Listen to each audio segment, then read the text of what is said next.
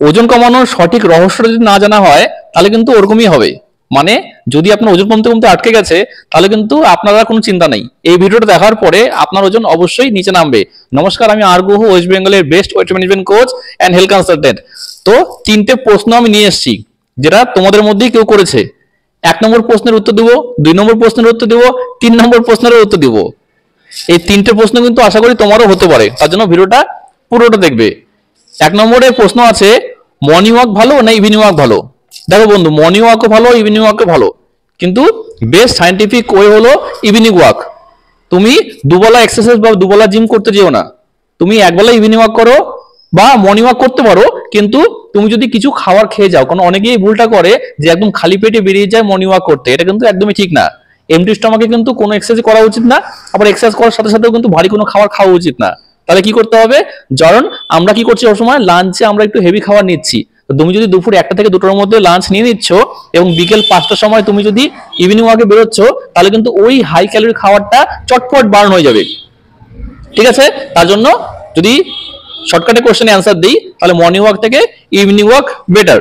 যদি মর্নিং ওয়াকে যাও তাহলে অবশ্যই কিছু খেয়ে যেতে পারো, বিশেষ করে মোটামুটি 1 বাটির মতো কাঁচা ছোলা খেতে পারো, কারণ ছোলার মধ্যে রয়েছে iron, calcium, potassium, vitamin, zinc এবং প্রোটিন। 2 নম্বর প্রশ্ন, ডিনারে ভাত খাওয়া যাবে? ডিনারে ভাত খাওয়া যাবে, কিন্তু না খেলেই ভালো।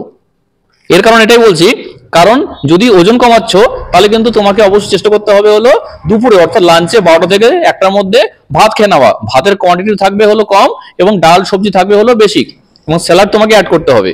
স্যালাডটা আগে খাওয়ার পরে বা একটা সবজি দিয়ে খাওয়ার পরে তোমাকে দেন রাইসে হাত দিতে হবে।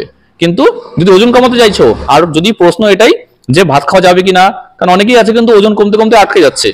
তো ওজন কমতে কমতে কিন্তু আটকে গেলে পরে যারা এই ভুলটা করে তারা কি রাতে ডিনারে ভাত খাওয়া স্টার্ট করে দেয়। ওজন যদি কমছে না তাহলে তুমি লাঞ্চে যেমন রাইস খাচ্ছ সেরকম কিন্তু ডিনারে রাইস খাওয়া যাবে না। ডিনারে যদি ওটস বা ডালিয়া বা চিকেন স্টু বা 1 বাটি সবজি, একটা বড় মাছ, এটা তুমি খেতে পারো। ঠিক আছে? আর 3 নম্বর প্রশ্ন এটাই যে থাইরয়েড আছে, ওজন কমবে কি? অবশ্যই কমবে। আমাদের সেন্টারে এরকম অনেক মেম্বার আছে যাদের থাইরয়েড নিয়ন্ত্রণে এসেছে, কিন্তু তার জন্য রয়েছে সঠিক ট্রেনিং, সঠিক এডুকেশন। তোমাকে কিন্তু আগে বুঝতে হবে যে থাইরয়েড কেন হয়। থাইরয়েড হওয়ার যেটা মেন কারণ, 10খানা ভিটামিনের ঘাটতি থাকলে অথবা 10খানা ভিটামিন শরীরে না আসলে পরে কিন্তু থাইরয়েড ডিজিজটা গলায় আসে। Vitamin A, B, D, K, zinc, potassium, iron, এই ধরনের আরো কিছু 10 ধরনের ভিটামিন শরীর না পেলে থাইরয়েড ডিজিজটা আসে।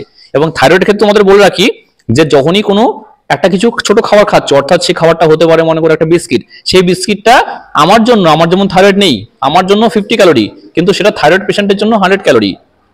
তো ইনটেক করলে কিন্তু থাইরয়েডের পেশেন্টদের ক্যালোরিটা বেশি ইনটেক হয়ে যায়। আর একটা এক্সারসাইজ আমি দেখিয়ে দিই, যদি এই এক্সারসাইজটা কন্টিনিউ তোমরা করতে পারো, এই এক্সারসাইজটা, তাহলে কিন্তু দিনে মোটামুটি 3 সেট করে করতে হবে। যদি এটা কন্টিনিউ করো তাহলে অনেকটা তুমি থাইরয়েড থেকে রিলিফ পাবে।